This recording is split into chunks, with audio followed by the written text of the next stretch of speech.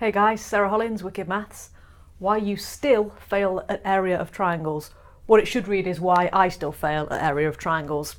I did something really dumb when I sat the previous set of exam papers.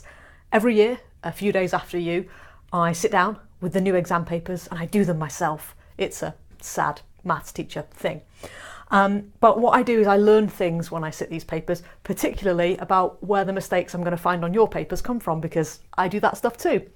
The game this year is trying to get you ahead so that you don't do that. You learn from my mistakes and the mistakes of others. So let's take a look. This triangle here, I've just a little sketch of a right angled triangle, has a perimeter of 72 centimetres. So if I start here and walk all the way around, exactly on the line, I will have travelled 72 centimetres. The sides are in the ratio 3:4:5. So I think, great, well I know where the 5 is. The longest side is the hypotenuse in a right angle triangle, and the hypotenuse is opposite the right angle. Brilliant. 3 and 4, well that looks like a 3 and that looks like a 4 on my diagram, so we'll go with that. They're shared in the same ratio, all good. I'm looking for the area, but for now all I have is the perimeter and the ratios. Let's add these parts together. 3 plus 4 is 7, plus 5 is 12. 3 plus 4 plus 5 is 12. There are 12 parts.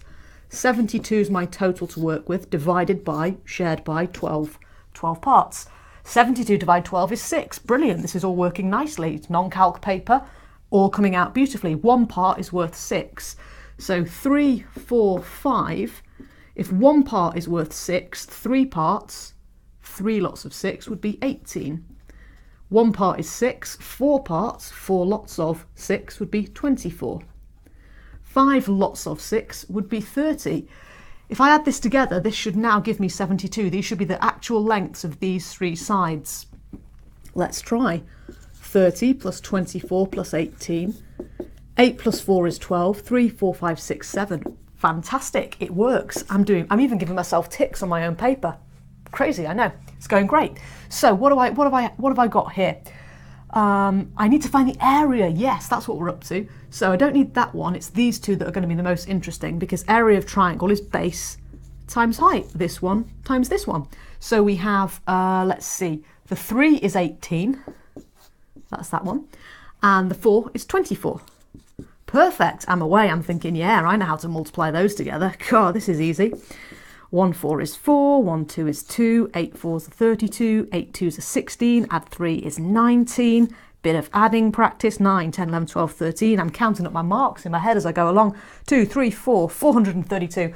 Before I even have time to think, I'm like this, 432 centimetres squared. Boom, I'm on to the next question. I'm not even looking back. And I've just lost 2 out of 4 marks on this question. I've just got 50% on a question. It's happened before, I just can't remember the last time that happened to me. I've dropped 2 out of 4 marks by making the classic mistake that thousands of people also made, but they're students. They're kind of more expected to make those mistakes. I don't think I'm really supposed to do that anymore. Oops! Of course my mistake was not writing down my formula for the area of a triangle. Half A times B, or base times height is probably better. It's probably the one that you're used to seeing. Another one that I use quite a lot is base times height divided by 2. Either of these are great. I had no chance even checking my paper back to see if I'd made a mistake, because I didn't even have this to compare it with. You can see that at no point have I divided by 2. I've multiplied this and this, but I have not divided by 2 or multiplied by a half at any point. So this is wrong. This is no good.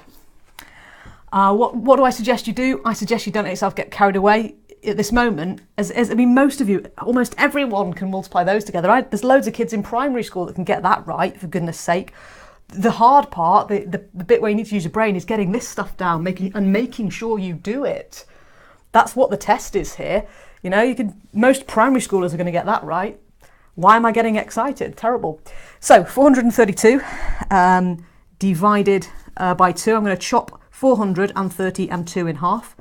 400 in half is 200, 30 in half is 15, 2 in half is 1, 215 plus 1 is 216 centimetres squared, which is what I should have got. This is full marks, and if there's no centimetres squared on the answer line, stick it on, because that's worth 1 whole mark for the question. Wasn't on this question, but other questions, if the units are not given, make sure you put them in, because they are worth a mark.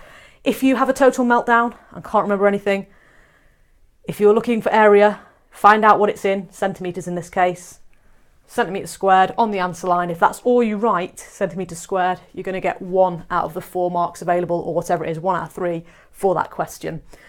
For me, but absolutely back to the drawing board.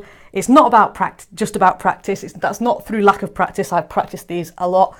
What I did wrong was not have this down somewhere and follow it and check that I'm following it. So please learn from my mistakes, why I still fail at area of triangles and why you're not going to this year.